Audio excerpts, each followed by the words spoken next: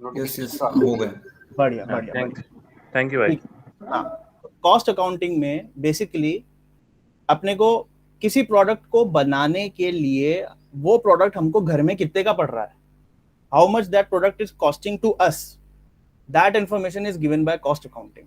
अब देखो क्या होता है यार, अकाउंटिंग के मैं टाइप्स क्यों समझा रहा हूँ, बिकॉज ये सारे accounting types we may have to encounter while we'll be on the job, and हर अकाउंटिंग टाइप के प्रिंसिपल्स, अजम्पशंस, उनके अंडरलाइंग नोशंस, उनकी थ्योरीज और उनके प्रोफेशनल्स अलग होते हैं।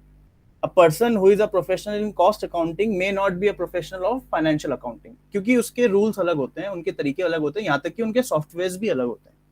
कॉस्ट अकाउंटिंग जो होती है, cost accounting it happens on the shop floor there when the machine is running.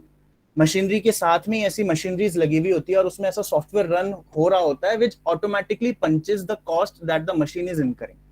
Supposedly आपने मशीन के ऊपर कोई मटेरियल लगाया, for example any raw material, तो उसकी कॉस्ट वो बुक कर लेगा। उसके ऊपर सम सुपरवाइजर और इंजीनियर इज वर्किंग, तो उसके per hour labour rates will be booked automatically, so on and so forth. Cost accounting gives that kind of information. Financial accounting में अगर अपन आ जाए, तो फाइनेंशियल अकाउंटिंग जो होता है, वे अब माल जो है फैक्ट्री से बाहर आ गया सपोज, अब माल इज इन आवर स्टोर और वो माल अब आगे बिकने के लिए जाने वाला है। Financial accounting covers all the aspects which happens after the product comes out, मतलब मार्केट में आ गया, वो बिकने के लिए आ गया। अब अपन ने उस प्रोडक्ट को सेल किया, अपन ने उस प्रोडक्ट को किसी को बेचा, कैश पे बेचा, क्रेडिट पे बेचा, तो उस सब ट्रांजैक्शंस को पंच इन करने के लिए फाइनेंशियल अकाउंटिंग काम आएगा। एक सेकंड, कोई आना चाह रहा है? अच्छा ओके। तो उन सब ट्रांजैक्शंस को एडमिट करने के लिए फाइनेंशियल अकाउंटिंग का यूज किया जाता है। फाइनेंशियल अकाउंटिंग के रूल्स अलग होते हैं, फाइनेंशियल अकाउंटिंग का सॉफ्टवेयर अलग होता है, उसको करने वाला बंदा ऑफिस के अंदर बैठेगा, वो शॉप फ्लोर पे नहीं होगा, वो उसका जो रूल्स होंगे वो अलग होंगे। सेम इसके बाद अपन टैक्सेशन अकाउंटिंग में आ गए। सपोजिटली आपने पूरा ट्रांजैक्शन कर लिया, you have sold a product, you have received the amount, now you have earned some profit of it, और एंड गवर्नमेंट स्टैट्यूट सेज कि आपको इतना इतना प्रॉफिट के ऊपर इतना इतना टैक्स पे करना है। सो फिर अपन टैक्सेशन अकाउंटिंग वाले परव्यू में आ गए। सो उस टैक्सेशन अकाउंटिंग का एक प्रोफेशनल एक अलग होता है, he knows how to interpret the law and how to use the transaction, how to calculate the tax. अभी क्या है, पहले तो टैक्सेशन अकाउंटिंग जैसा एक डिफरेंट अकाउंटिंग टाइप नहीं होता था। फाइनेंशियल अकाउंटेंट जो होता था, he was able to manage with the taxation accounting, but अब टैक्सेशन इतना ज्यादा कॉम्प्लिकेटेड हो गया है, स्पेशली जीएसटी के बाद and with all the new changes that are coming in income tax act, तो उसके बाद टैक्सेशन अकाउंटिंग भी बहुत डिफरेंट हो गया है and we need a different professional for it also. Operational information जो 5th पॉइंट मैंने अलग से लिखा है, that is a subset of cost accounting only. Operational information actually अलग से अकाउंटिंग टाइप इसलिए बन गया है क्योंकि when we do cost accounting and when we analyze the data of it, उसके अंदर और भी बहुत सारे अलग अलग streams बन गए and there are different ways in which all of this data is processed. अब अपना सबसे ऊपर बच जाता है मैनेजमेंट अकाउंटिंग। अब management accounting is a different field. Why? Because as a CEO, as a CFO जो बंदा होगा वहां पे, तो he wouldn't be, he is not interested in your cost accounting or financial accounting or taxation accounting. He's not interested in all that fields. He needs an executive summary of what is happening, what is going wrong, and how much is the financial implication of everything. So when we integrate all the 3 or 4 accounting concepts and we prepare one single sheet or we prepare one executive summary, तो उसको we started calling management accounting, क्योंकि management accounting के अंदर it goes a tier above. तो जो simple financial accounting कर रहा है, he will report to a management accountant and the management accountant goes above and reports to the CEO, CFO and so on and so forth. तो these are the basic accounting types. अब अपने लिए अपने course में जो first term के अंदर सबसे इंपॉर्टेंट इज फाइनेंशियल अकाउंटिंग, और अपन जो पढ़ रहे हैं that is financial accounting only. तो अपन कॉन्सेंट्रेट फाइनेंशियल अकाउंटिंग की तरफ करेंगे और थोड़ा बहुत आई थिंक टैक्सेशन अकाउंटिंग की तरफ अपना ध्यान रहेगा। कॉस्ट अकाउंटिंग की तरफ आई डोंट थिंक कि अपने पास पूरे 6 टर्म्स में कोई सब्जेक्ट है, और अगर होगा भी तो will see it, no issues on that. अब फाइनेंशियल अकाउंटिंग के अंदर कुछ कॉन्सेप्ट्स हैं जो अपन पहले डिस्कस कर लेते हैं, विच आर वेरी इंपॉर्टेंट, क्योंकि इनके बिना अपने को आगे समझ में नहीं बैठता, दिक्कत आती है अपने को। ठीक है, फर्स्ट अकाउंटिंग कॉन्सेप्ट में एसेट ले रहा हूं, आई एम लीविंग ट्रांजैक्शन, ठीक है। एसेट एक अच्छा कॉन्सेप्ट है जो कि समझ में भी इजीली आता है। अब ये एक एसेट का, ये दिख रहा है क्या सब कुछ, या बड़ा करूं इसको? थोड़ा जूम। साइड मोड पे चलेगा। ये ठीक है अब? हाँ ठीक है, बराबर, ग्रेट। तो अभी थोड़ा सा ओवरव्यू देता हूँ। एक बैलेंस शीट होती है। बैलेंस शीट तब सबको समझ में आता है क्या? कुछ कुछ बैलेंस शीट। हाँ हाँ समझ रहा हूँ। बैलेंस शीट देखो, मैं बैलेंस शीट जो होती है ना, एक बार सिर्फ इतना समझ लो कि बैलेंस शीट के दो कंपोनेंट होते हैं, एसेट और लायबिलिटीज। बैलेंस शीट को अपन डिटेल में डिस्कस करेंगे। बैलेंस शीट के दो कंपोनेंट्स होते हैं, एसेट्स और लायबिलिटीज, और एसेट्स का टोटल और लायबिलिटीज का टोटल हमेशा सेम रहेगा। If that is not same then आपका बैलेंस शीट गलत बना हुआ है, ठीक है। अब उसमें से अपन एसेट डिस्कस कर रहे हैं पहले, ठीक है, उसके बाद अपन लायबिलिटी डिस्कस करेंगे। एसेट के अंदर there are majorly two parts, non current asset और करंट एसेट। अब एसेट क्या होता है? एकदम जनरल डिक्शनरी लैंग्वेज पूछ रहा हूँ, एसेट क्या होता है? कंपनी का जो भी ओन करती है, क्या करती है? वैल्यू ऐड करता है कंपनी में। कंपनी में वैल्यू ऐड करती है, ठीक है। और जो भी कंपनी के पास ओन करती है खुद, ऐसा मतलब। जो कंपनी ओन करती है, ठीक है, ग्रेट। ये एक बहुत डेफिनेशन है, belonging. Something valuable, something valuable, okay. So asset के I'll make two parts of the definition, ठीक है। एक तो वो that company owns, ठीक है, OWNS, owns, not O's, OWES नहीं, ठीक है। The things which company owns and anything which is yielding revenue for the company, ठीक है। किसी भी ऐसी चीज जिससे कंपनी को रेवेन्यू आता है, that is also an asset to the company, okay. अब we have bifurcation non current asset and current asset. Current asset मतलब ऐसे एसेट्स जिनका बेनिफिट नेक्स्ट 12 मंथ्स में रियलाइज हो जाएगा। I repeat, current assets are those assets whose benefits will be realised in the coming 12 months. Non current assets are those assets which are long term assets, और non current assets are those assets which are not current assets. समझ में आया क्या, या repeat करूं? Repeat. Current assets are those assets जिनका benefit, या assets which will be exhausted in next 12 months, and non-current assets are all those assets which are not current assets, ठीक है। मतलब नॉन करंट एसेट्स है जिनका benefit 12 महीने से ज्यादा आने वाला है, 12 महीने से ज्यादा। एग्जाम्पल पे आ रहे हैं अपन, एग्जाम्पल पे आ रहे हैं। बेसिक बात ये है। अब करंट एसेट्स डिस्कस करते हैं अपन पहले, ठीक है। सबसे इजी कंपोनेंट है इन्वेंट्रीज। इन्वेंट्री मतलब स्टॉक, क्लोजिंग स्टॉक। सपोज मैं पेन बेचता हूं, for example I am selling pens, तो मेरे लिए मेरा इन्वेंट्री जो है वो पेन्स हो गए, फिनिश गुड्स ऑफ पेन्स। अब नॉर्मल मेरी इंटेंशन क्या होगी कि मेरा पेन मैं बेच दूं अगले दिन ही, अगले हफ्ते या अगले महीने ही बेच दूं। तो डेफिनेटली मेरा इन्वेंट्री जो है उसका बेनिफिट मैं डेफिनेटली अगले 12 मंथ्स में रियलाइज कर लूंगा। तो that's why inventory is a current asset, ठीक है। ट्रेड रिसीवेबल, ट्रेड रिसीवेबल मतलब डेटर्स। डेटर्स मतलब जिनसे अपने को पैसा आना है, मतलब इनको अपन ने सेल किया था, we sold them on credit and we got to receive some amount from them, these are trade receivables. So trade receivable है, सो वेरी कॉमन नोशन है कि अगले 12 मंथ्स में मुझे इनसे पैसा आ जाएगा। दिस इज एन अजम्पशन और this is what I want to do, that's why trade receivables are current assets. Cash and cash equivalent, पैसे जो मेरे पास पड़े हैं, पैसे जो मेरे पास बैंक में पड़े हैं। फिक्स्ड डिपॉजिट्स जिनकी मैच्योरिटी 12 मंथ्स में होने वाली है, all those assets are current assets. Short term loans and advances, मैंने किसी को 5 महीने के लिए 2 लाख रुपए दिए, so I assume that after 5 months I'll get back those 2 lakh rupees, so that's why it's a current asset of me. और भी अदर करंट एसेट्स भी होते हैं, मतलब when you do business बहुत सारी चीजें आती रहती है, so we classify them in other current assets अगर उनका बेनिफिट 12 मंथ्स में होने वाला है। अब नॉन करंट एसेट्स की बात करें तो बहुत ईजी है। फॉर एग्जाम्पल मशीनरी है, सो मशीनरी अपन पता नहीं कितने साल चलाने वाले हैं, so that's a non current asset. कोई मैंने बहुत लंबे समय के लिए लोन दिया किसी को, for example I gave a loan of 5 lakh for 2 years supposedly, तो 2 साल के बाद वो मुझे पैसा रियलाइज होगा, so that's why it's a non current asset. Basic बात ये है। डेफर्ड टैक्स एसेट्स को अपन छोड़ रहे हैं, we will not discuss that, it's a very complicated concept, अब उसकी अपने को अभी रिक्वायरमेंट नहीं है। नॉन करंट इन्वेस्टमेंट्स, मैंने कोई लॉन्ग टर्म बॉन्ड के अंदर इन्वेस्ट कर दिया जो 5 साल बाद रिडीम होगा, so that becomes a non current asset for me, so on and so fourth. इसमें किसी को डाउट है क्या एसेट में?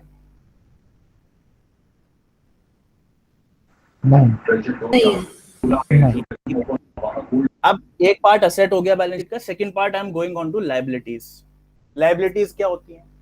Anything which the company OWE, ठीक है।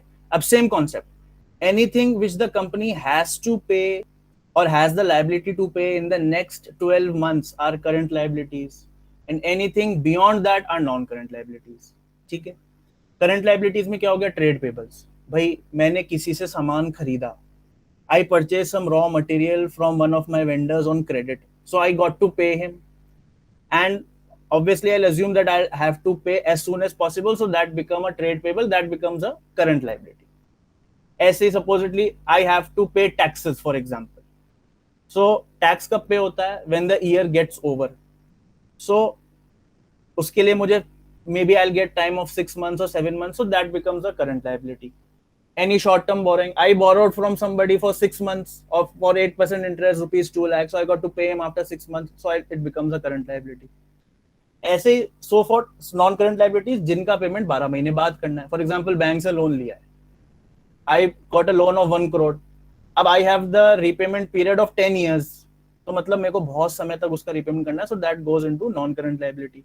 deferred tax liability अपन छोड़ रहे हैं, and we have long term provisions also, मतलब किसी बंदे को 2 साल बाद मुझे पेमेंट करना है for some kind of expenditure, I have to book that, and since I have to pay after 2 years, इसका मतलब it becomes a non current liability. अभी क्या? एक सेकंड नीलू, ऐश्वर्या भाई पहले आप बोलो। हाँ भाई, जैसे कि कंपनी ने लोन लिया, ठीक है, हाँ हाँ, और 4 साल का लोन लिया और उसकी क्या कहते हैं, EMI जा रही है, ओके, हाँ, सो वो करंट में आएगा कि नॉन करंट में आएगा? बहुत बढ़िया क्वेश्चन है, बहुत बढ़िया क्वेश्चन है, इसके ऊपर अपन डिस्कस करते हैं। EMI जारी है, EMI हर मंथ जारी है, ठीक है। तो अगर मेरे को 4 साल में रीपेमेंट करना है, इसका मतलब मेरे पास 48 EMIs हो गई, बराबर। तो मेरी पहली 12 EMIs तो हो जाएंगी करंट लाइबिलिटी, क्योंकि मुझे उन्हें 12 मंथ्स में रीपे करना है, और नेक्स्ट 36 रीपेमेंट्स जो होंगे वो हो जाएंगे नॉन करंट लाइबिलिटी, ठीक है। हाँ नीलू आप बोलिए। यही पूछ रही थी मैं। ओके ग्रेट, अभिजीत भाई बोलो। हाँ, जैसे अगर समझो लैंड खरीदी है हमने, ओके, तो वो लैंड खरीदी एसेट, आप? हाँ, बिजनेस के लिए लैंड खरीदी, ओके, तो वो एसेट भी है, लायबिलिटी भी है, नहीं लाइबिलिटी एसेट लायबिलिटी ऐसे है कि हमने उसको फॉर एग्जांपल इस पे खरीदा है, लोन पे खरीदा है, हाँ ओके, 10 साल के, ओके, तो लायबिलिटी भी है और एसेट भी है वो हमारे लिए, हाँ। तो कंसिडर किस चीज में करेंगे उसको? नहीं, ऐसे नहीं होगा सर, देखो अकाउंटिंग के अंदर एवरीथिंग इज मैथमेटिकल। आपने कोई भी ट्रांजैक्शन किया है ना, it will always have 2 implications। ये मैं आगे कवर करने वाला था, लेकिन आपने पूछ लिया तो अपन कर लेते हैं, कोई दिक्कत नहीं। Every transaction will have 2 implications। अब आपने लैंड खरीदा है, तो you must have taken a loan and then you have acquired a land. तो एक तरफ you acquired an asset and the second page you acquired a liability. तो asset side में तो आ जाएगा लैंड फॉर एग्जांपल 1 करोड़, और लायबिलिटी साइड में आ जाएगा लोन 1 करोड़। समझे आप मेरी बात? कोई भी ट्रांजैक्शन आप करोगे उसके इंप्लीकेशंस दोनों तरफ आएंगे, एसेट भी लायबिलिटी भी। ऐसा कभी नहीं हो सकता कि आपने सिर्फ एसेट एक्वायर कर लिया and you have not acquired a liability. अगर आपने कोई ऐसा एसेट एक्वायर किया है जिसके लिए आपको कोई लायबिलिटी साथ में नहीं आई और you do not have to pay anything, then that asset doesn't get recognised in your balance sheet, ठीक है। ओके ओके, ठीक। ओमकार भाई। हाँ, तो जैसे सानिध्य भाई वो जो पहले आपने बोला 48 मंथ्स का जो अभी लोन है, तो फर्स्ट हाँ। 12 मंथ्स का करंट लायबिलिटी, ठीक है, एंड देन हाँ। नेक्स्ट हर साल बैलेंस शीट बनेगी, तो नेक्स्ट साल जब बनेगी तो फिर उसमें अगेन वो करंट 12 मंथ्स का आएगा और नेक्स्ट 24 होगा वो ऐसा ही सेपरेट होगा, राइट? एकदम करेक्ट, ओके, एकदम परफेक्ट। अच्छा एक चीज और बता दूं मैं, I think I skipped it, कि बैलेंस शीट जो होती है इट मतलब balance sheet you can make any time, आप किसी भी समय ड्राफ्ट कर सकते हो balance sheet, but in India we follow an accounting year rule.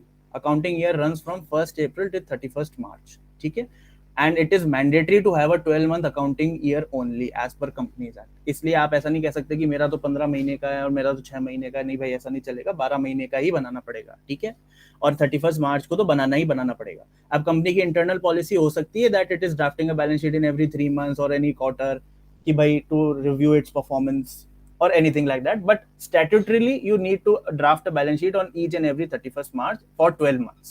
Okay, चलिए आगे बढ़े अपन। अब अपन अकाउंटिंग कॉन्सेप्ट्स पे थे, असेट हो गया, लायबिलिटी हो गया, कैपिटल मैं बाद में लूंगा because it's a bit typical. Sales revenue बहुत इजी है। हाँ, बताओ। लायबिलिटीज में शेयर, जैसे शेयर्स है एंड डिबेंचर है, वो भी आते हैं राइट? मैं वो पढ़ रहा था उसके बारे में। मैं यही कह रहा हूँ, वो पार्ट सुनो, वो पार्ट कैपिटल का है, जो शेयर्स वाला पार्ट है दैट इज कैपिटल पार्ट, वो अपन लास्ट में डिस्कस करेंगे। डिबेंचर्स आप एज कंपनी सोच रहे हो या एज इन्वेस्टर सोच रहे हो, पहले तो ये बताओ। एज कंपनी, जैसे मैं लायबिलिटी तो वही होगी ना जो मुझे, जैसे अगर मैंने किसी को बोला कि अगर मैंने 10 लाख रुपए लिए और मैंने बोला उसे 15% पे मतलब उसको रिटर्न दूंगा, तो that is liability for me right? हाँ बिल्कुल, एकदम। Debentures is as good as a bank loan. So debenture कब रिडीम होंगे उस हिसाब से उसका क्लासिफिकेशन हो जाएगा। फॉर एग्जांपल अगर 12 मंथ्स बाद रिडीम होंगे तो नॉन करंट लायबिलिटी में चल जाएंगे, और विद इन 12 मंथ्स रिडीम होने होंगे तो करंट लायबिलिटी में।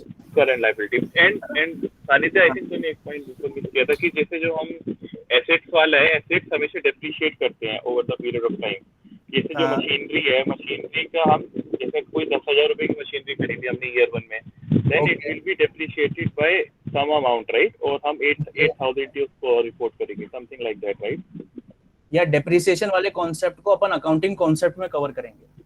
अच्छा ठीक है, तो उसको अपन तब डिस्कस करेंगे, है ना? ठीक है। शायद डेप्रिसिएशन बैलेंस शीट में नहीं आता है ना सानिध्य भाई? अब मैं कह रहा हूँ ना भाई, अभी मत करो, उसे बाद में अपन डिस्कस करेंगे। इट्स अ डिफिकल्ट कॉन्सेप्ट, उसको स्ट्रक्चर करना है ना? ठीक है, शेयर्स की बात भी अपन बाद में करेंगे चेतन भाई, ठीक है? Okay okay, great. तो अब अपन सेल्स रेवेन्यू पे चलते हैं। बहुत इजी है भाई, जो माल बेचोगे उसका सेल्स का फिगर आएगा। सेल्स तब अपन यूज करते हैं when we are selling something, revenue we use when we are providing some kind of services, ठीक है?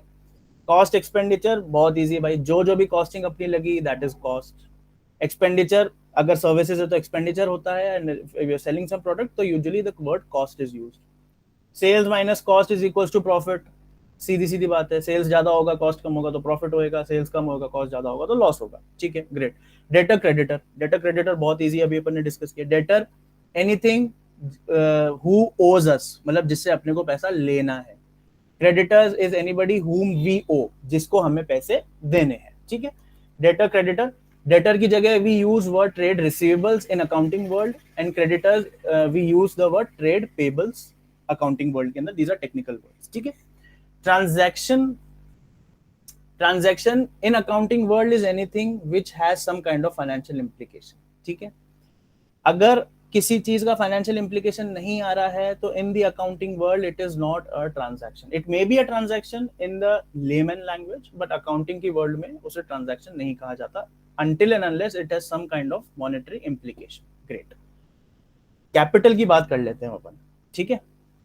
अब सबसे बेसिक से स्टार्ट करता हूं, कैपिटल क्या है? Capital is anything which a person invests initially to start its business. समझ में आई? कोई भी बंदा, आज मैंने सोचा कि मैं डिपार्टमेंटल स्टोर खोलूंगा, तो the first investment, the first purchase तो मुझे अपने पैसे से ही करनी पड़ेगी। That becomes a capital. अगर मैं किसी से पैसे लेके I am investing that, then that is a loan, that is not a capital. बराबर समझ में आई? अब capital it comes into the liabilities section, और वो क्यों आता है वो अपन आगे डिस्कस करेंगे। अभी मैं सिर्फ इतना बता रहा हूं, capital is anything with which an person starts his business, ठीक है? तो शेयर कैपिटल जो होती है वो बैलेंस शीट में लायबिलिटीज की तरफ आती है। तो share capital is anything with which the company has started of its business, ठीक है? अब इसमें क्वेश्चन पूछो पहले, यश भाई। या मेरे को एक क्वेश्चन है, जैसे तुमने बोला कि एसेट और लायबिलिटी हमेशा सेम होना चाहिए, तो सपोज मैंने किसी को 100 रुपए का लोन दिया और मैंने उसको 15% इंटरेस्ट पे दिया, तो मुझे अंत में 115 मिलेगा, बट मैंने तो 100 दिया था। So how do you account for that, this discrepancy of 15 rupees? 15 rupees क्या है आपकी? इंटरेस्ट पे दे रहा हूँ मैं उसको कि मैं 100 रुपए नहीं, दूंगा तेरे को। प्रॉफिट नहीं वो मैं समझ गया, 15 रुपए क्या है जो आपको 15 रुपए मिलेंगे extra, what is that of yours? Asset profit. Profit है ना? Profit. हाँ, तो ठीक है, आपने 100 रुपए किसी को दिए तो आपने 100 रुपए उससे वापस हाँ। ले लिए, ठीक है।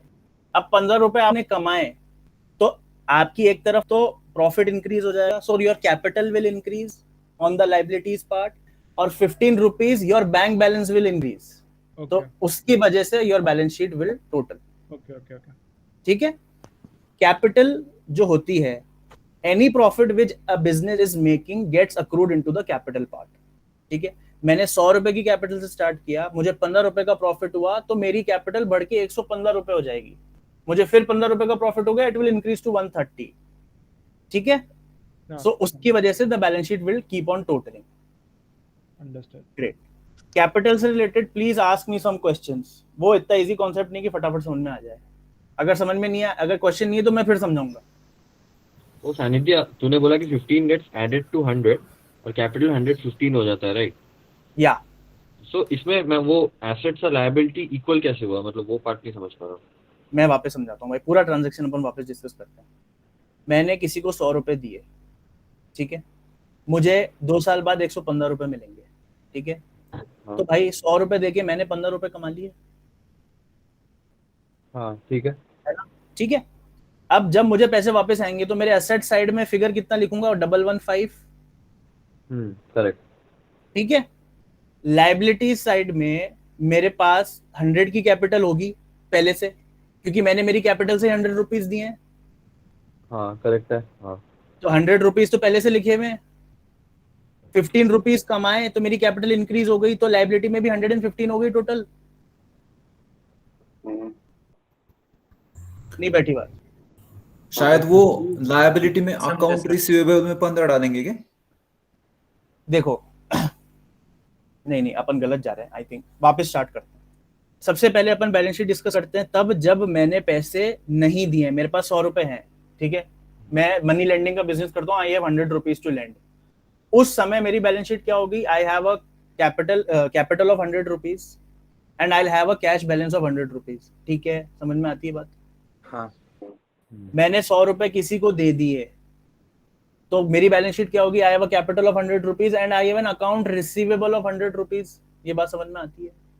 हाँ ठीक है।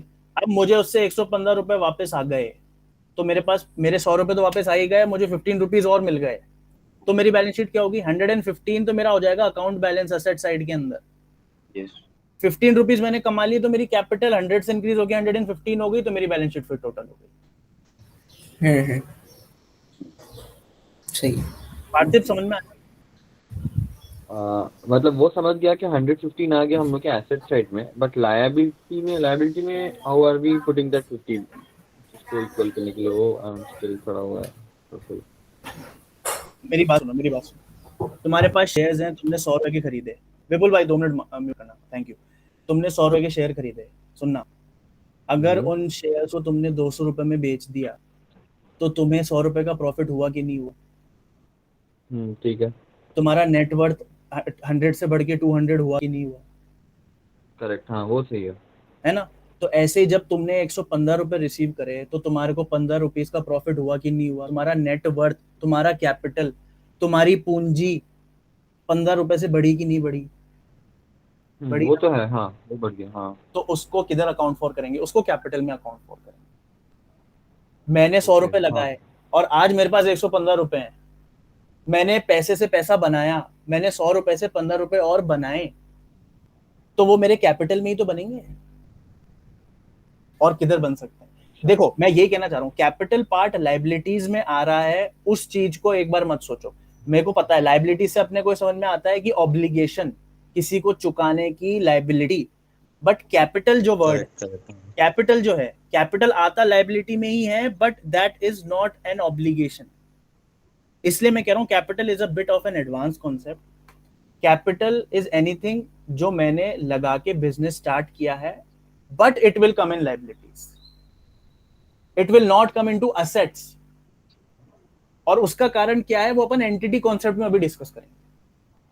ठीक अभी आप सिर्फ ये चलता समझो है। कि कैपिटल पार्ट जो है that will be a liability and that is my net worth, ठीक है? ओके आगे बढ़ूं मैं?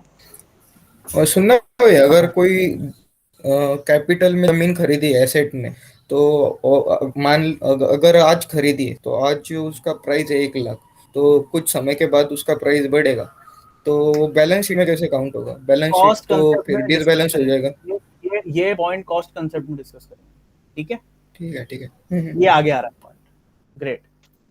Sanidhya, one doubt. हाँ यस, अरे यार I am so sorry, I am speaking in Hindi constantly भाई, very sorry. No problem. Navneet. That Abhijit had asked right before, you are buying a land with a loan. Suppose the guy buys without a loan, then will it be included in the balance sheet? Definitely. How will you buy the land without paying? First tell me that. Do you have any way out? Meaning, the guy has 1 crore in his bank balance already. He's not taking a loan and saying. Okay, that's great. In that case, we'll discuss the balance sheet position. Suppose you have 1 crore already. That means you have a capital of 1 crore. That's why you have 1 crore in bank. Yeah. You getting my point? So the balance sheet is totaling over there. We have a capital of 1 crore. We have a bank balance of 1 crore. Okay. Now using that bank balance, you have acquired a land. So what is the balance sheet position now? Capital stays at 1 crore. Instead of bank on the asset side, you now have land of 1 crore. Balance sheet is again totaling to 1 crore. Okay. Got my point? Yeah. Okay. In case you already have a 1 crore and out of that you're buying an asset, that means you're not changing your financial position. You are just changing your asset. Okay. Understood. You have changed the bank asset to a land asset. That's it. Okay. Yeah. Okay. So it will come into balance sheet, but the face of the balance sheet will not change. It will stay the same. Okay? Great, Aishwarya. भाई जैसे कि if a company gets a donation, let's say the land that they acquired, it was given in donation. Okay, so they do not spend any asset or any money on that, but that it is added to their net assets. So how will that be managed in that case? Okay, great. बहुत अच्छा question है यार। इसके लिए एक advance concept की बात करते हैं अपन। Now since you have asked the question, for non-profit organizations who have the ability to take donations, whether legally or whether economically or socially, if there is such kind of an organization, so in that cases there is no capital, because that's not a business, so nobody has had an initial capital to invest and to start the business. बराबर है, तो उसमें capital तो नहीं होगा, ठीक है? तो donation, whatever you will receive, that will become the corpus of that organization. Donation के cases में the technical word is corpus, C-O-R-P-U-S.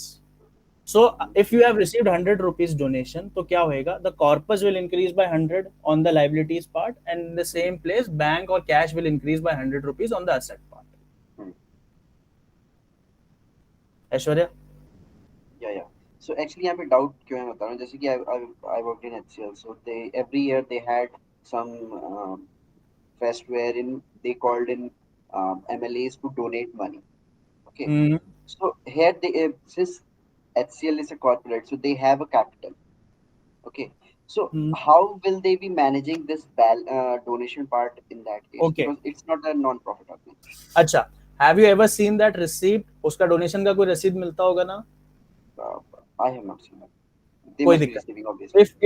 if you'll see the receipts now, so you'll see that the company or the organization which is receiving donation is not HCL Technologies Limited. Okay. It may be HCL Trust, or it may be that क्या नाम है उसका HCL वाले का? KNM में है. Nadar. That will be Shiv Nadar Trust. The organization which will be receiving the donation will be Shiv Nadar Trust or Roshni Nadar Trust or HCL Bharat Trust.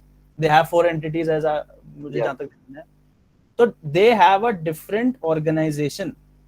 अब as a donator, you don't know. As a donor, you don't know that I am donating to Nadar Trust or Roshni Nadar Trust or to HCL Technology or to whom I am donating. You just believe that you are donating to HCL. But actually when you you'll change the position and you'll come into management. You'll realize that the donation is not received by HCL Technologies. It is received by some trust or some kind of an organization which has the legal sanctity to have the donation. Okay. That's the thing. So each and every company, कोई भी company donation नहीं लेती है भाई, उसका सबका trust बना हुआ होता है, उसकी कोई अदर एंसिलरी कंपनी होती है जो डोनेशन रिसीव करती है और उस डोनेशन को फर्दर यूज करती है. इट्स अ बिग इंडस्ट्री, बहुत गजब का काम है ये. ठीक है, आगे बढ़े. हाँ, थैंक यू. हाँ, Pawan please go on. Sanidhya bhai, where do we consider capital in the liability? I mean, is it a current liability or non-current liability? Okay, that's a great question, I think, Pawan. It is not classified at both the places. Actually, liabilities will have 3 parts, but I discussed only 2 parts. It has 3 parts: current liabilities, non-current liabilities, and capital. So it's not classified in either of them. Okay. Okay? Yeah. Great. आगे चलें? Shall we move ahead? Yes.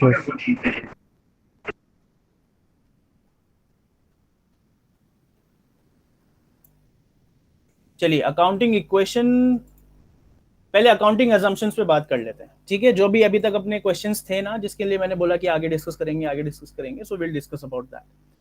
Accounting assumption या फिर accounting concepts interchangeable words है. ठीक है, अपनी book में total 7 concepts दिए हुए हैं. मैं सिर्फ 3 ही डिस्कस कर रहा हूं because these 3 are of paramount importance. Okay, सबसे पहले मैं कॉस्ट कंसेप्ट डिस्कस कर लेता हूं. Vipul, your questions answer is coming now.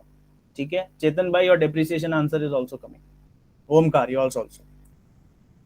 Suppose करो कि मेरे को कोई मशीनरी 1 लाख रुपए में मिल रही है.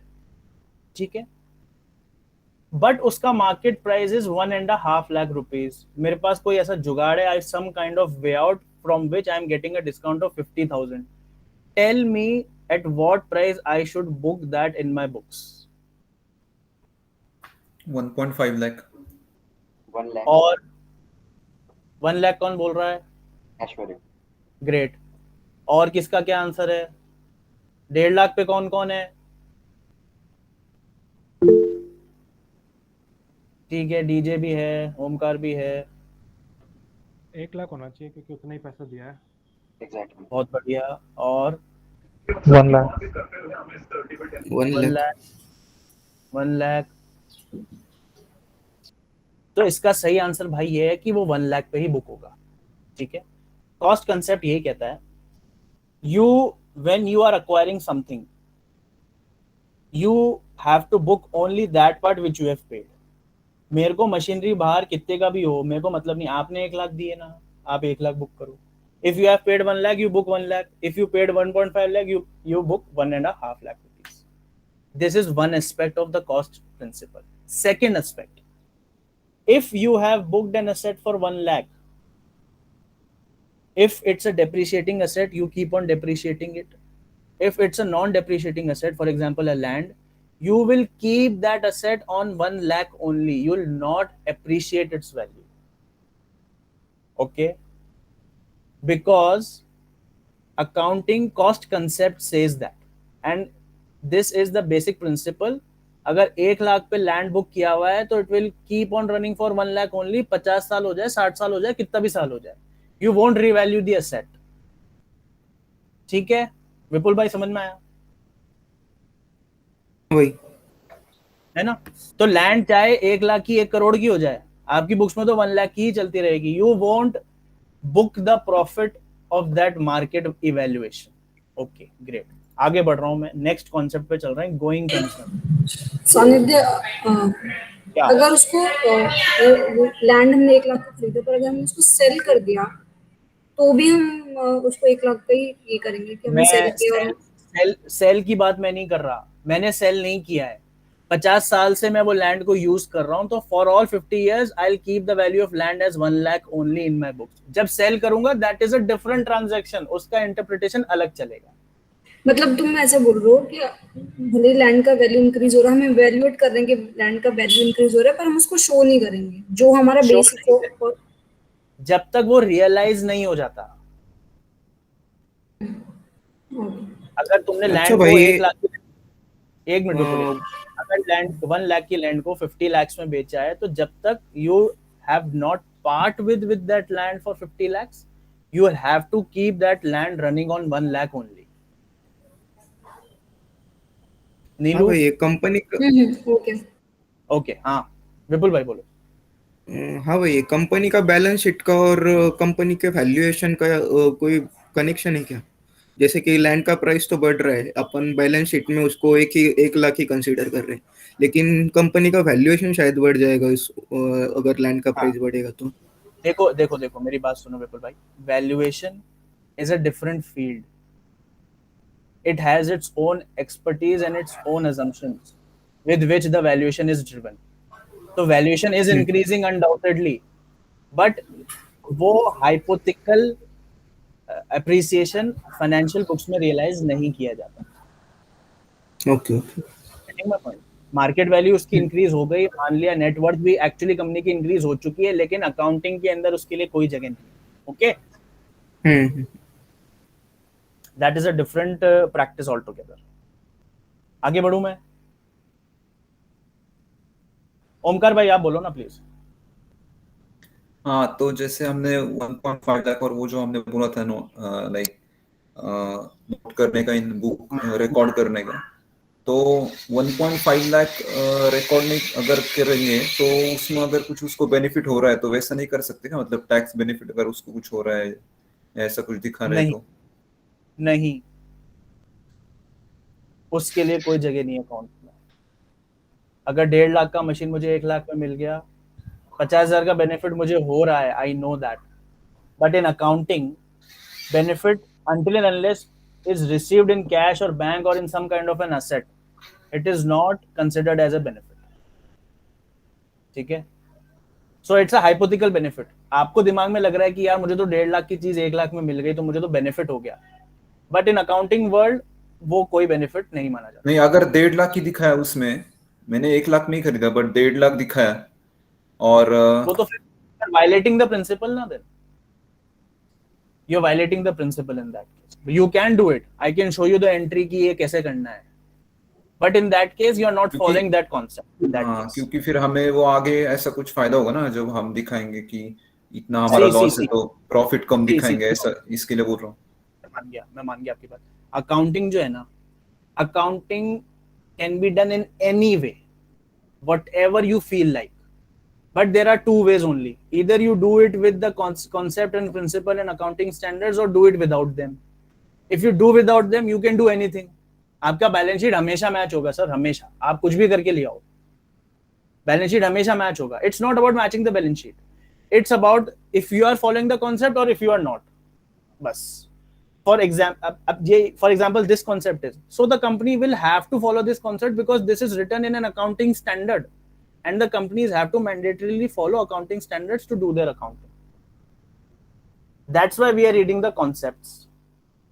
That's why we are reading the initial assumptions of accounting. Okay, आगे बढ़े. Yes boss, cool, thanks. Great. Next अपन चल रहे हैं गोइंग कंसर्न पे. ठीक है, गोइंग कंसर्न क्या है जी, मैं बताता हूं. Whenever an accountant drafts a balance sheet, he assumes that the business will last forever. मैं वापस बोलता हूं. Whenever an accountant is drafting a balance sheet, he assumes that the business will go on indefinitely. मतलब ये business तो हमेशा चलता रहेगा, ये बिजनेस कोई बंद नहीं होने वाला है, या हमारे साथ कुछ ऐसा हो नहीं गया है कि this business might be wind up of, या इसको बंद करना पड़ेगा, इट विल बी स्ट्राइक्ड ऑफ और समथिंग लाइक दैट. अब इसके पीछे, हालांकि this is a very normal assumption जो कि सब लेते ही हैं, ऑब्वियस सी बात है. इससे फर्क क्या पड़ता है? इससे फर्क ये पड़ता है बॉस कि फॉर एग्जाम्पल लैंड का वापस एग्जाम्पल ले लेते हैं. For 50 years I have to take the value of land as 1 lakh only and not at 1 crore or 2 crore, whatever its market price is, because I have to follow the going concern concept. And as per this concept, मैं अपने asset की value को change नहीं कर सकता, cost concept में भी नहीं कर सकता, इसमें भी नहीं कर सकता. For example, अब अलग सोचते हैं, अगर while drafting a balance sheet I know that the business will not last for more than 6 months, I have some kind of conditions, या ऐसा कुछ हो गया है, मेरी फैक्ट्री खराब हो गई है, मेरी मशीन में आग लग गई है, and I know that the business will not last for more than 6 months, then I have to follow different principles for drafting my balance sheet. सबको समझ में आ रहा है? अगर गोइंग कंसर्न मैं फॉलो कर रहा हूं तब तो मैं कॉस्ट कंसेप्ट भी फॉलो करूंगा, तब तो मैं और कई सारे प्रिंसिपल्स फॉलो करूंगा. अगर गोइंग कंसर्न फॉलो नहीं कर रहा हूं तो then I am on a different track, तब मैं अलग अकाउंटिंग असम्पशंस फॉलो करूंगा, वो आर डिफरेंट, जिसको अपन अलग से डिस्कस करेंगे बाद में. एवरीबॉडी गेटिंग माय पॉइंट, या बहुत ही अलग ही जा रहा हूं मैं कुछ? सही है, सही है, समझ में आ रहा है भाई. बैलेंस शीट बनाते हैं ठीक है सानिध्य, जैसे तूने बोला कि इफ गोइंग कंसर्न पे जा रहा है, मतलब he is making a assumption that the business will go on forever, उसके हिसाब से is following cost and other principles, right? Yes, correct, okay, correct. अगर if while drafting the balance sheet I know that the going concern is affected, कि भाई ये business is not going to run more than 6 months, then I'll have to follow a different set of concepts. Getting my point? मतलब अपन जो बात and whatever we are studying with the basic underlying principle that we'll be following going concern everywhere. ये जो अपन अभी accounting equation पढ़ने वाले हैं, the cost concept, entity concept, and all of the things that we'll be studying, that comes with the first assumption that we are assuming that the business is going to work for indefinite period as a going concern. ठीक है? going concern अगर नहीं है तो we'll have to use different set of principles. आगे बढ़ूं? Any query? बस एक question और it's not related to this concept. So when a company goes bankrupt, so does it run out of all assets or it runs out of capital? When the company goes bankrupt na, that means उसके assets are not enough to pay off all of its liabilities. For example, मेरे पास 5 करोड़ का outstanding loan है, तो obviously मेरे पास 5 करोड़ के outstanding assets होंगे ही होंगे, balance sheet तो हमेशा टोटल रहती है. But out of those 5 crore assets I know perfectly, I know कि इसमें से 5 करोड़ में से सिर्फ 3 करोड़ ही रियलाइज हो सकते हैं. मतलब सपोजिटली मेरे पास 1 करोड़ के डेटर हैं एंड आई नो कि उसमें से 50 लाख तो बैड डेट्स हैं, 50 लाख का पेमेंट मुझे कभी नहीं आना, तो मेरे पास 50 लाख वहां टूट गए. मेरे पास some amount of machineries I have, उस मशीनरी में आग लग चुकी है, उस मशीनरी की सैल्वेज वैल्यू बुक वैल्यू का 20% ही होने वाला है. So I know these things, so keeping that in parallel the business goes bankrupt. Aishwarya, balance sheet कभी भी मिसमैच नहीं होगा, balance sheet will always be totalled, but उनकी realizable value, the going concern gets affected when the business is bankrupt. Going concern जब affect हो जाता है ना, then we again draft a balance sheet, and when we will again draft that balance sheet, तो going concern हटके जो balance sheet बनेगा, that will not total, and that will show how much the business is bankrupt. Okay. ठीक है? Yeah. So bankruptcy is connected with going concern. Bankruptcy हो गई, इसका मतलब गोइंग कंसर्न खत्म हो गया. गोइंग कंसर्न खत्म हो गया तो you again draft a balance sheet with a different set of rules and principles, जो कि तब फॉलो किए जाते हैं जब गोइंग कंसर्न अजम्पशन नहीं ली जा सकती. ठीक है? ठीक है भाई. ओके, अब अपन चल रहे हैं एंटिटी कॉन्सेप्ट पे. अब ये एंटिटी कॉन्सेप्ट जो है ना, Navneet, this question is related to your, और जिसने भी मुझसे कैपिटल क्वेश्चन पूछा था ना about that, Pawan, your question also will get covered in the entity concept. Entity concept ये है भाई, that a business is different from an individual. समझा क्या? वापस बोलता हूं. The business is different from its owner. The business is different from its investor. The business is different from its stakeholder, from its shareholder. विपुल भाई पूछो पहले. भाई अगर वो कंपनी प्रोप्राइटर हो या फिर पार्टनरशिप फर्म हो तो उसमें तो लायबिलिटी कंबाइन होती है. आई गेस पैन कार्ड भी एक ही होता है। बहुत बढ़िया, बहुत बढ़िया। इस पे मैं आ रहा हूँ अभी 2 मिनट में आ रहे हैं, ठीक है। Entity concept says that the business is different and the individual is different. अब विपुल ने क्वेश्चन उठा लिया तो अपन पहले टाइप्स ऑफ एंटिटीज डिस्कस कर लेते हैं, 2 मिनट लगेगी, ठीक है। एक तो होती है कंपनी, वो तो अपने को सबको मालूम है, बराबर। यार ये माइक किसका ऑन है, 1 मिनट बंद कर लो ना प्लीज।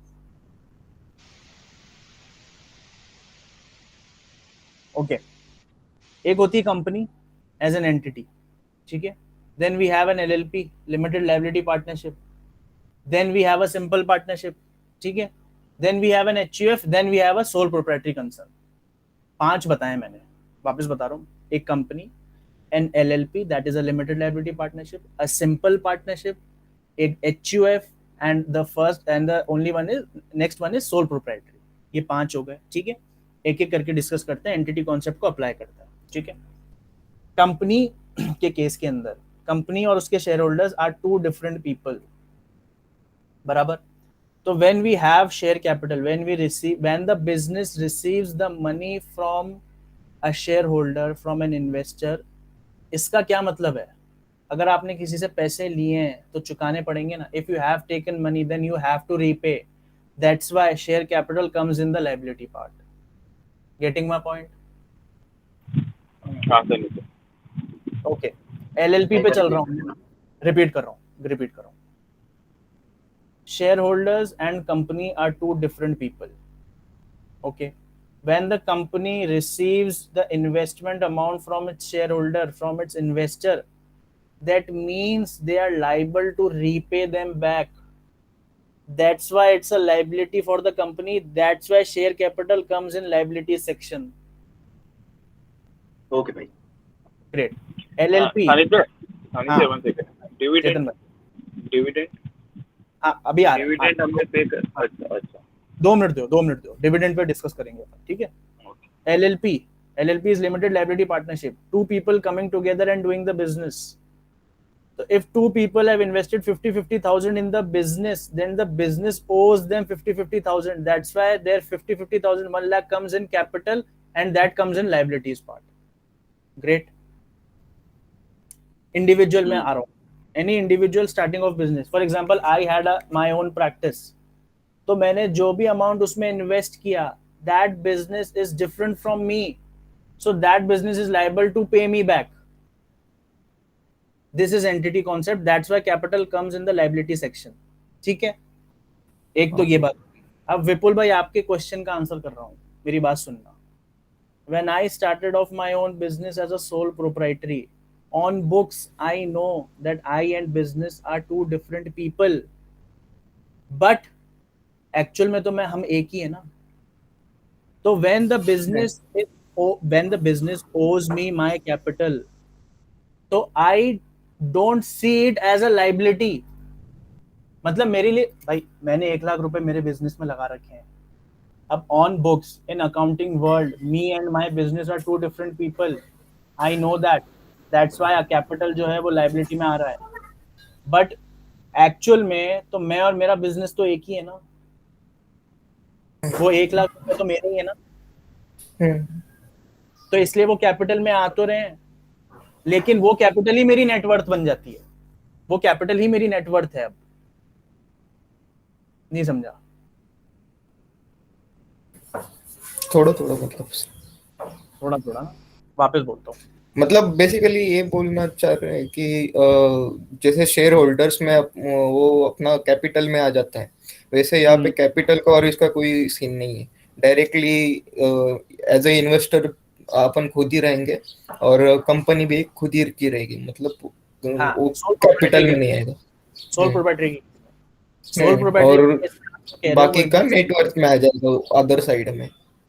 नहीं ऐसा नहीं। आई करेक्ट। सुनना, वापस सुनना। When an individual starts his business sole proprietary, तो sole proprietary में जो कैपिटल मैंने लगाया है, that becomes a liability of that sole proprietary business, ठीक है। But I know that I am the only investor here and the whole business belongs to me. तो वो दिख तो कैपिटल में रहा है, दिख तो लायबिलिटी में रहा है, बट मेरे लिए वो मेरी नेटवर्थ ही है, क्योंकि मैं उस बिजनेस से जितना मांगता हूं, उस बिजनेस को, वो बिजनेस से मुझे जितना पैसा लेना है, that will become my net worth. Okay okay.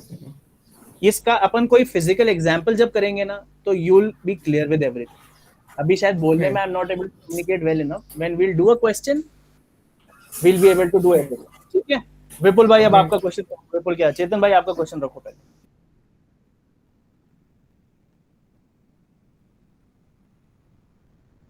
चेतन भाई। हाँ सनी जी, ठीक है। आप तो डिविडेंड, मैं हाँ डिविडेंड वाला कह रहा था, जैसे हमने शेयर होल्डर से पैसे लिया और हम उनको लायबल नहीं है कि हमें डिविडेंड पे करना है। जैसे हमें डिवेंचर में हम पक्का हमें इंटरेस्ट देना पड़ता है, but dividend is something like company की जो है प्रॉफिट उनको समझ नहीं आता कि कैसे उन्होंने शेयर करना है, तो डिविडेंड पे करते हैं, राइट? तो वो डिविडेंड किधर आएगा?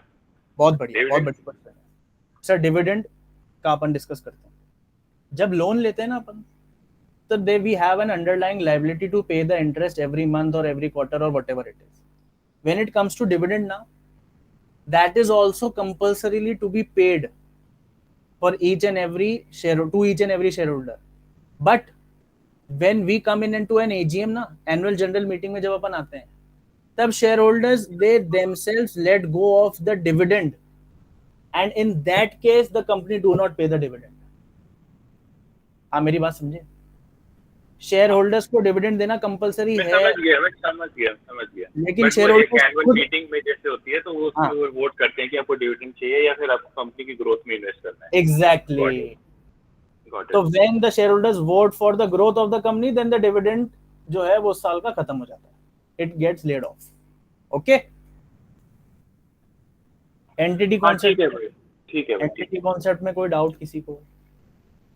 तूने HUF या HUL कुछ बोला था? HUF में बोलता हूँ यार। HUF actually family, right? It's in Hindu undivided family, but I don't think we need to discuss that concept, क्योंकि वो अपने कोर्स करिकुलम में कहीं आने वाला नहीं है। वो ज्यादा ही, समझ गया। थोड़ा सा टिपिकल है यार वो, मैं उसको नहीं लेना चाहता अभी। ठीक है, आगे बढ़े क्या? यस, तो डिविडेंड का ही मेंशन नहीं करना, राइट? मतलब ऐसा ही है उसका। नहीं, डिविडेंड अगर आप दे रहे हो तब तो मेंशन करना ही पड़ेगा बुक्स में, अगर नहीं दे रहे हो तो कहीं मेंशन नहीं करना। ठीक है, फाइनेंशियल इंप्लीकेशन हो तो ट्रांजैक्शन आएगा भाई, अगर नहीं है तो वो अकाउंटिंग वर्ल्ड में नहीं आता। ग्रेट। एसेट हो गई, लायबिलिटीज हो गई, अकाउंटिंग इक्वेशन भी कर ली अपन ने। अब अकाउंटिंग इक्वेशन बैठिए अपना। ओके, अकाउंटिंग इक्वेशन की अपन बात करें। एक डाउट है, प्लीज बोलो यार। कि जो हमने शेयर मार्केट से जैसे पैसा उठाया, जैसे 100 रुपए मैंने शेयर मार्केट से उठाया एज अ कंपनी, तो that will be my liability, right? That will be not my asset. कैसे उठाया? कैसे उठाए? शेयर कैपिटल की फॉर्म में उठाया, डिबेंचर की फॉर्म में उठाया? नहीं, शेयर कंपनी लिस्ट लाइक किसी ने मेरी कंपनी में इन्वेस्ट किया और मेरे को 100 रुपए मिले सपोज, या 10,000 रुपए मिले सपोज, मिले तो मेरी बैलेंस शीट में वो मेरी एसेट आएगा या लायबिलिटी आएगा? बस ये बता दें। सर दोनों आएंगे ना। एक चीज कैसे आ सकती है, मेरी बात सुनो। आपको 100 रुपए मिले तो आपका बैंक का बैलेंस बढ़ा तो एसेट बढ़ गई। अच्छा, ठीक है। और 100 रुपए आपकी लायबिलिटी है वापस चुकाने की, तो आपकी लायबिलिटी बढ़ गई। वापस चुकाने की भी लायबिलिटी है। बस, ठीक है। Every transaction will have two implications always. Okay. Company list हो रही है, मैंने एप्लीकेशन लगाई, मैंने जिस दिन मेरे को शेयर अलॉट होंगे उस दिन बैंक में से मेरा पैसा कट के कंपनी के पास चला जाता है, तो एक तरफ तो कंपनी के पास बैंक बैलेंस इंक्रीज हो गया, दूसरी तरफ उसकी शेयर कैपिटल इंक्रीज हो गई। ठीक है। ठीक है। हाँ, ठीक है। ग्रेट। अब अकाउंटिंग इक्वेशन की बात कर लेते हैं, जो कि अपना नेक्स्ट क्लास में होने वाला है। ठीक है, अब अपने को पता है एक तरफ तो एसेट रहती है, एक तरफ रहती है लायबिलिटी। लायबिलिटी में अपने पास 3 पार्ट हो गए। अब एक तो करंट लायबिलिटी हो गई, नॉन करंट लायबिलिटी हो गई, ये कैपिटल हो गई। एसेट में अपने पास 2 पार्ट हो गए, करंट एसेट और नॉन करंट एसेट। ठीक है, बहुत ही सिंपल सी इक्वेशन है। अगर दोनों पार्ट बैलेंस शीट के साथ में रहने वाले हैं तो asset will always be equal to liabilities. ठीक है, लायबिलिटीज में 2 पार्ट हो गए, current liability, non current liability and capital. तो इक्वेशन क्या बन गई? Asset is equals to liabilities plus capital. बस इतनी सी इक्वेशन है। मैं वापस बता रहा हूँ। देखो, लायबिलिटीज अपन ने 3 मेन कॉन्सेप्ट डिस्कस करे हैं। एसेट डिस्कस करा है, लायबिलिटी डिस्कस करी है, कैपिटल डिस्कस करा है अपन ने, ठीक है। एसेट के अंदर दो पार्ट डिस्कस करे, current asset, non current asset. Liability में दो हिस्से डिस्कस करे, current liability, non current liability. तीसरा कॉन्सेप्ट जो कैपिटल अपन ने डिस्कस करा, that is not a liability but it is shown in the part liabilities side of capital, liabilities side of the balance sheet, and we assume कि अगर business ने capital लिया तो it will have to repay back, so that's why it is shown as a liability। तो liability में अपने पास तीन section हो गए, कैपिटल हो गया, नॉन करंट लायबिलिटी हो गया, करंट लायबिलिटी हो गया। एसेट में अपने पास दो सेक्शन हो गए, करंट एसेट हो गए, नॉन करंट एसेट हो गए।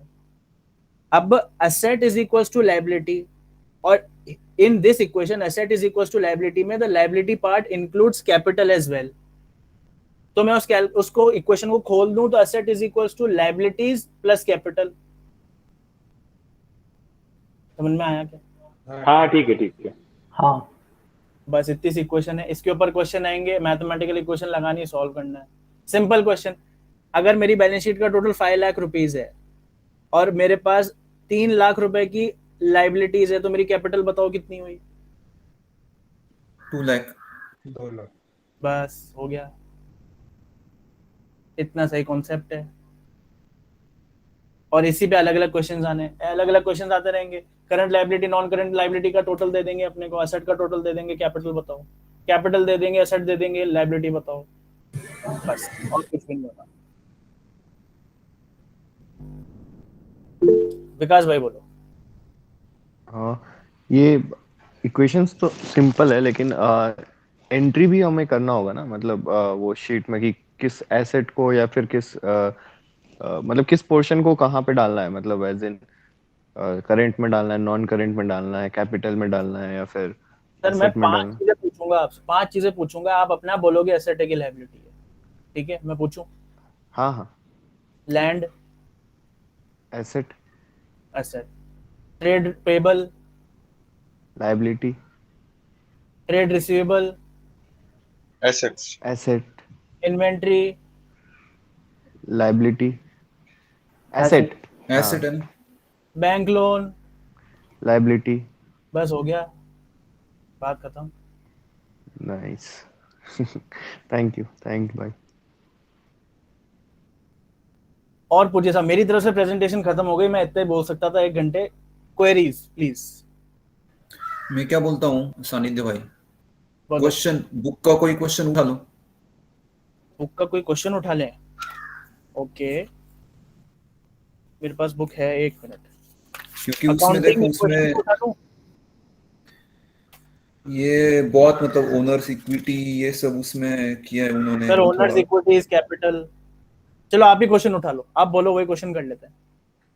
मैं तो मतलब ऐसे अभी बुक खोला तो पहला ही देखा मैंने, ये इसमें नहीं दिखेगा, पेज 14 पे है। व्हाट्सएप पे डाल देना फोटो निकल के सबको। अरे मेरा मोबाइल का कैमरा खराब है ना भाई। अरे चलो ये 14 पेज के ऊपर जो मैं डाल रहा हूँ 1 मिनट, इसका फोटो मैं लेके डाल रहा हूँ।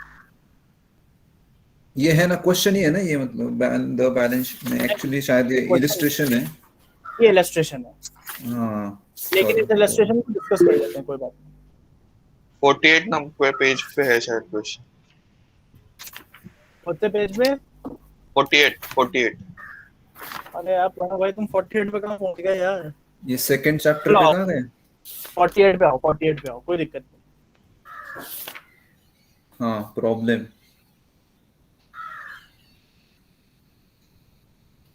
मैंने ग्रुप पे भेजा भाई क्वेश्चन, जरा चेकआउट करो आप लोग। पहला क्वेश्चन करें? ठीक है। हाँ करते। चलो, एसेट इज 95,000, लायबिलिटी 40,000, कैपिटल बताओ भाई। 55,000। सही आंसर। अगला क्वेश्चन, एसेट 65,000, इक्विटी 40,000, लायबिलिटी बताओ। 25,000 सॉरी, है ना। करंट एसेट इज 25,000, सुनना, लायबिलिटी 40,000, ओनर्स इक्विटी इज 55,000, तो नॉन करंट एसेट बताओ। 70,000। 70,000। भाई मैंने निकाला नहीं, 1 मिनट मैं भी निकाल लूं। हाँ बिल्कुल 70,000 एकदम सही। किसी को डाउट है क्या थर्ड वाले प्रॉब्लम में? Anybody having doubt in the third question? ना। बहुत बढ़िया, चलो आओ। करंट रेशियो, अरे भाई करंट रेशियो भी आ गया क्या इसमें? हाँ एक बार बताओ। रेशियोज भी है क्या इसमें यार? ये सेकंड चैप्टर है तो सेकंड चैप्टर बता। है बैलेंस। थर्ड क्वेश्चन क्या क्या please somebody is saying something. Third question किसी ने पूछा क्या? हाँ अभिजीत ने पूछा। स्क्रीन दिख रहा है ना मेरा? करा देना जानते। बढ़िया, हाँ, एक्सेल में करते हैं, 2 मिनट लगेगी।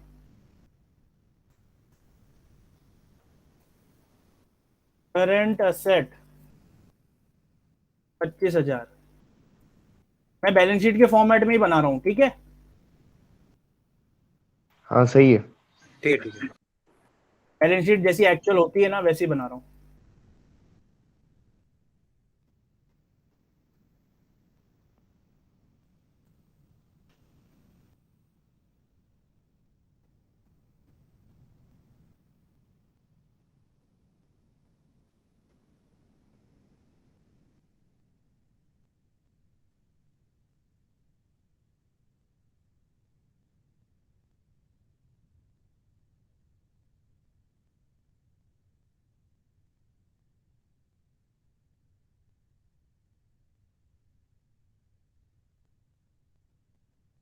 ठीक है, this is the format of any balance sheet.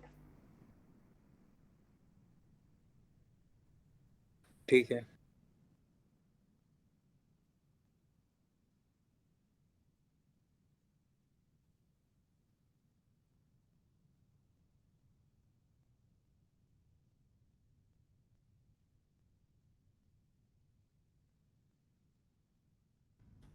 ये जो शेडेड कलर शेडेड है, दिस फिगर मस्ट बी 0, ठीक है? और ये फिगर मैं कैसे लाया हूं? लायबिलिटीज के टोटल माइनस एसेट का टोटल। अभी मेरे पास मैंने एक इन्फॉर्मेशन पंच करी तो डिफरेंस इज 25,000, ठीक है? मैं बाकी इन्फॉर्मेशन पंच कर रहा हूं। लायबिलिटीज इक्वल टू 40,000, ये दोनों का फिगर मिला के मुझे 40,000 दे दिया। Okay, owners equity is 55,000, owners equity मुझे 55,000 दे दी। अब मेरे से क्या पूछ रहा है? Non current asset is equal to, मतलब this figure is asking.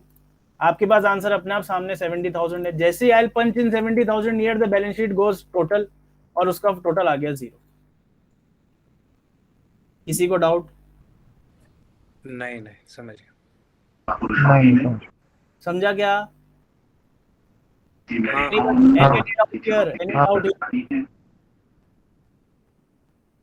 Abhijit भाई बोलो। समझ गया। ग्रेट। अगला क्वेश्चन करें क्या, या रेशियोज पढ़ाऊं पहले? रेशियोज पढ़ लेते हैं पहले। रेशियोज पढ़ाऊं? ओके, हाँ बहुत इजी है, नथिंग। इसी बैलेंस शीट पे आ जाओ, यही रेशियो कर लेते हैं अपन, ठीक है? सपोजिटली मेरे पास जो 40,000 का फिगर है उसका बाइफर्केशन ये है। बैलेंस शीट इज इक्वल, अब now I am given a current ratio. Current ratio is current assets upon current liabilities.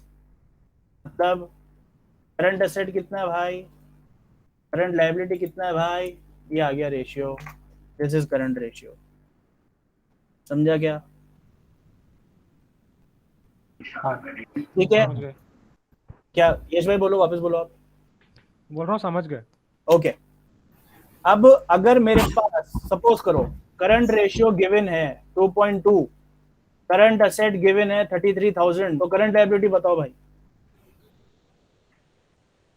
Asset upon 22 नहीं सॉरी, दिस बाय दिस 15,000, 15,000। ठीक है? आ जाओ फोर्थ क्वेश्चन पे। फोर्थ क्वेश्चन कर लें अपन ने। करंट लायबिलिटीज निकाल ली, करंट एसेट निकाल लिया, ठीक है। और क्या दिया हुआ है? नॉन करंट एसेट दिया हुआ है। मेरे को ओनर्स इक्विटी बताइए भाई।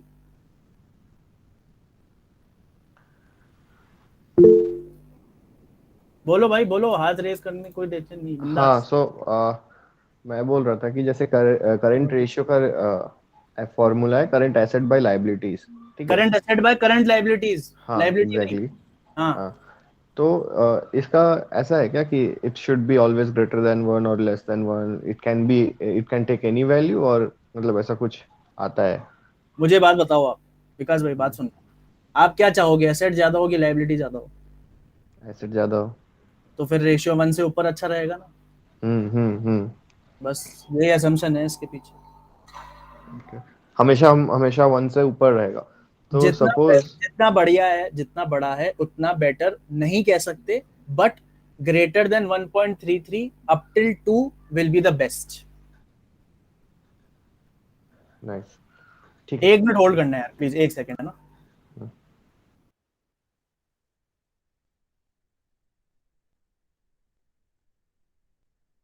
हाँ जी, हाँ क्या पूछ रहे थे विकास भाई, कंटिन्यू।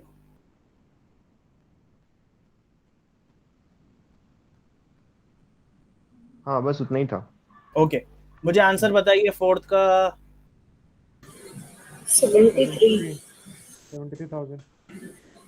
अरे यार मेरे को तो निकालना दो। क्या बता रहे हो यार आंसर? 73,000।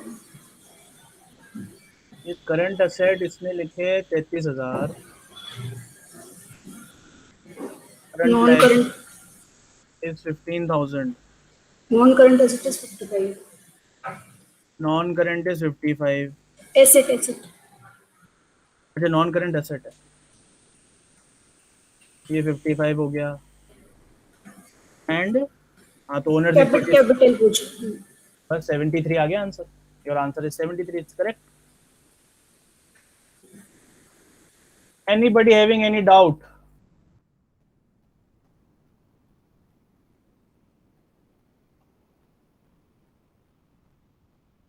गाइस क्लोज करें या किसी को डाउट है और they wish to discuss anything else, कुछ भी? एक छोटा सा और कॉन्सेप्ट की क्लैरिटी चाहिए इसमें, बताओ। जैसे बैंक्रप्सी का कॉन्सेप्ट है। Okay so let's say my assets are below my liabilities, okay so is there a possibility that I can use my capital to pay off my liabilities? Sir ji वो तो पे करनी है कैपिटल से। अच्छा, वो तो कोई ऑप्शन ही नहीं है। आओ उसका भी एग्जांपल करते हैं। सपोज कीजिए ये मेरी बैलेंस शीट है। My balance sheet is having a total of 88,000। अब मैं ऐसा अज्यूम कर लेता हूँ कि मेरे पास 1,00,000 रुपए का लोन भी था, तो मेरे करंट एसेट बढ़ के 1,30,000 हो गया। My balance sheet is equal, ठीक है। अब भाई साहब मेरे बिजनेस की हालत हो गई एकदम खराब, ठीक है। मेरा गोइंग कंसर्न का कॉन्सेप्ट जो है वो खत्म हो गया। अब मैं वापस अपनी बैलेंस शीट रीड्राफ्ट कर रहा हूं, not considering the going concern assumption, okay. तो मेरी बैलेंस शीट की सिचुएशन क्या होगी? देखो मेरी कैपिटल इतनी ही रहने वाली है, मेरी नॉन करंट लायबिलिटी भी इतनी ही रहने वाली है। मेरी करंट लायबिलिटी 15,000 मेरे क्रेडिटर्स है। मैं ऐसा अज्यूम कर रहा हूं कि मुझे उसमें से 12,500 ही पे करने पड़ेंगे। तो मैंने ये फिगर को यहाँ चेंज कर दिया। I got this figure on realisable value. Going concern जब डिफीट हो जाता है तो you get to value your assets on realisable value, बराबर। अब मैं इधर आ जाओ। अब मेरे पास जो नॉन करंट एसेट है उसमें पड़ी है मशीनरी, वो हो चुकी पूरी खराब, मुझे उसके लिए 10,000 रुपए, ठीक है। मेरे पास करंट एसेट है ना। अब इस 1,33,000 में बैंक में जितना पड़ा है वो तो मिल जाएगा, लेकिन बाकी डेटर्स थे। उन डेटर्स में से मुझे 50% पैसे ही आने हैं वापस, बाकी पैसे मेरे डूब गए। तो सपोजिटली मेरा यहाँ फिगर बैठ रहा है 55,000। अभी मेरी बैलेंस शीट टोटल नहीं हो रही, and my assets are way lower than my liabilities. तो भाई साहब मेरा दिवाला निकल गया है, I have gone bankrupt. Okay so basically जैसे वहाँ पे बात हो रही थी कि अगर मैंने एक लैंड एक्वायर किया 1,00,000 रुपए का, तो रिस्पेक्टिव ऑफ उसकी करंट वैल्यू हमेशा वो 1,00,000 ही रहेगा। सो जब गोइंग कंसर्न हट जाता है उस केस में हम उसकी एक्चुअल वैल्यू फिर रियलाइज करेंगे एग्जैक्टली अगर उस समय उसकी वैल्यू 1 करोड़ होगी and I know very definitely that I'll be able to sell this product at 1 crore, I'll put in 1 crore at non-current asset. आ रही है आपको बात समझ में? ऐसा हो जाता है कभी-कभी बैंक्स बोलते हैं that prove your solvency. तो उस केस में we draft the balance sheet like this and we present it to them कि देखो सर हमारे assets आपकी liability से बहुत ज्यादा है, आप टेंशन मत लो, पैसे दे दो. अच्छा, Getting my point? हाँ भाई. और बोलिए साहब, क्वेरीज बोलिए.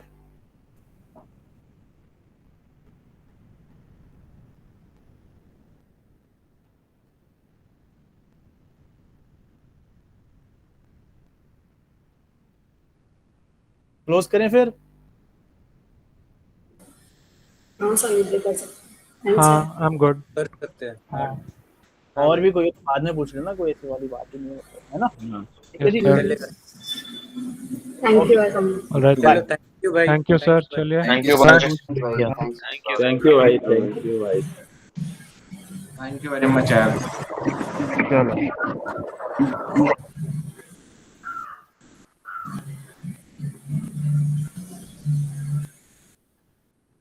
थैंक यू सानिध्य भाई. सुनते हैं. यस, थैंक यू भाई, थैंक यू. बहुत मस्त क्लियर हो गया भाई. मजा आया भाई पढ़ के सानिध्य. Thanks sir. अप्लाई कर तो आया लखनऊ. हाँ भाई, वैसे भी नाइस यार, नाइस. बढ़िया. थैंक यू भाई. चलो थैंक यू. आराम करो भाई. बाय. Thank you. चलो बाय बाय. बाय. यस.